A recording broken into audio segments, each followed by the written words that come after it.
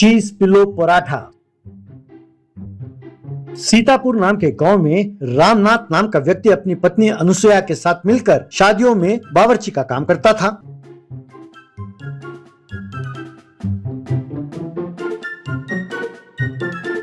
उसके सारे व्यंजनों में पिलो चीज स्पेशल बहुत मशहूर था। एक दिन रामनाथ का दोस्त रामनाथ से, और कैसे हो रामनाथ, तुमने अपनी बेटी की शादी बड़ी धूमधाम से की और बेटे को खूब अच्छी तरह पढ़ाया भी, अब तुम आराम कर सकते हो। और कितने दिन तुम यूं बावर्ची का काम करके मेहनत करोगे? तब रामनाथ, अरे यार, बेटे की नौकरी तो लग जाने दो, तब मैं आराम करने के बारे में सोचता हूँ। अब पता नहीं भगवान ने हमारी किस्मत में क्या लिखा है। उसके अगले ही दिन नींद में ही रामनाथ का देहांत हो गया।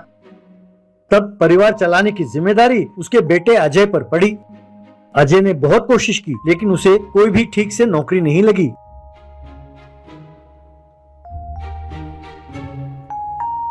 एक दिन अजय की दीदी लता उसके घर आई और अजय से, भैया, और कितने दिन तुम यूँ नौकरी के चक्कर में पड़े रहोगे? तुम पर माँ की जिम्मेदारी है। मैं सोच रही थी कि माँ को मैं अपने साथ ले चलूंगी, लेकिन तुम तो जानते ही हो, माँ की और मेरी सास की बिल्कुल नहीं बनती, और हमारे पास कोई संपत्ति भी नहीं है। एक काम क्यों नहीं करते भैया, तुम पिताजी की तरह बावर्ची क्यों नहीं बन जाते? तब उनकी माँ अनुसुया, ये बहुत मुश्किल है बेटा, जो पिताजी के साथ काम करते थे वे दूसरी जगह नौकरी ढूंढ कर चले गए। अब इसे तो सिर्फ पिलो चीज पराठा बनाना आता है और मुझ में अब बाकी पकवान बनाने की ताकत नहीं है। अब सब ऊपर वाले की दया है, जो होगा देखा जाएगा। ऐसा कहा दुखी होकर। ये बात सुनकर अजय के दिमाग में एक आइडिया आया। उसने अगले ही दिन अपने बाइक को बेचा और जो पैसे मिले उससे उसने एक ठेला खरीदा और बीच बाजार में ले जाकर पिलो चीज पराठा बनाकर उस ठेले में बेचने लगा। जो लोग उस रास्ते से गुजरते थे उन्हें अजय के बनाए हुए पिलो चीज पराठा की खुशबू खूब भाने लगी। इस तरह पहले ही दिन से अजय के बनाए हुए पिलो चीज पराठा खाने के लिए लोगों की लाइन लगने लगी। भीड़ में एक औरत, बेटा, तुम्हारे ये पिलो चीज पराठे बहुत ही स्वादिष्ट है, बहुत लाजवाब है। 5 साल पहले मेरे भाई की बेटी की शादी में रामनाथ ने एकदम ऐसा ही पिलो चीज पराठा बनाया था। आज तक वो स्वाद मेरे जुबान पर है। मैंने बहुत कोशिश की, ऑनलाइन पर भी और दूसरे रेस्टोरेंट पर भी, लेकिन ऐसा पिलो चीज पराठा मुझे कहीं नहीं मिला। तब अजय ने गर्व के साथ कहा, वो रामनाथ मेरे पिताजी हैं। तब वो औरत, ये बात हुई ना, तुम्हें उनका ये पराठा बनाने की विधि विरासत में मिला है। एक और दिन एक और व्यक्ति ने पिलो चीज पराठा खाया और बहुत ही स्वादिष्ट है और काफी सेहतमंद भी है ये खाना। मैं मनपसंद ग्रुप ऑफ होटल्स का चेयरमैन हूँ।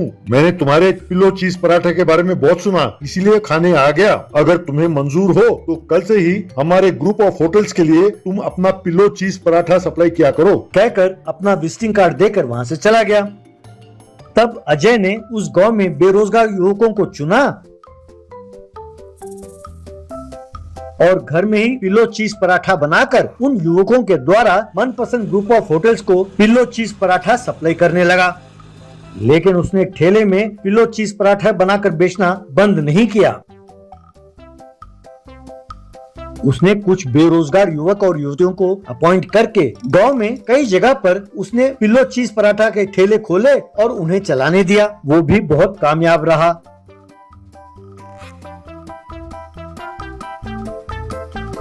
एक दिन अनुसुया अजय से, बेटा अजय, अब तो तुम बहुत अच्छी कमाई कर रहे हो। अपने पिताजी की आखिरी इच्छा पूरी करने का वक्त आ गया है। तब अजय, बोलो माँ, वो इच्छा क्या है? मैं जरूर पूरा करूँगा। तब अनुसुया, कुछ खास नहीं बेटे, तुम्हारे पिताजी की इच्छा थी कि वो एक केटरिंग सर्विस चलाए, लेकिन उनकी इच्छा पूरी नहीं हो सकी। तब अजय, बस इतनी सी बात माँ, एक काम कल ही शुरू करते हैं। ऐसा कहा। अगले ही दिन अजय ने रामनाथ कैटरर्स नाम का कैटरिंग सर्विस शुरू किया। इस तरह सिर्फ उस गांव में ही नहीं बल्कि सारे राज्य में रामनाथ कैटरर्स बहुत मशहूर हो गया। इस तरह अजय ने खूब पैसे कमाए, बहुत बढ़िया घर बनाया और एक सुशील लड़की से उसने शादी की। अजय की कामयाबी देखकर उसकी माँ अनुसुया बहुत खुश हुई। इस तरह अजय उस राज्य के युवकों के लिए एक मिसाल बना।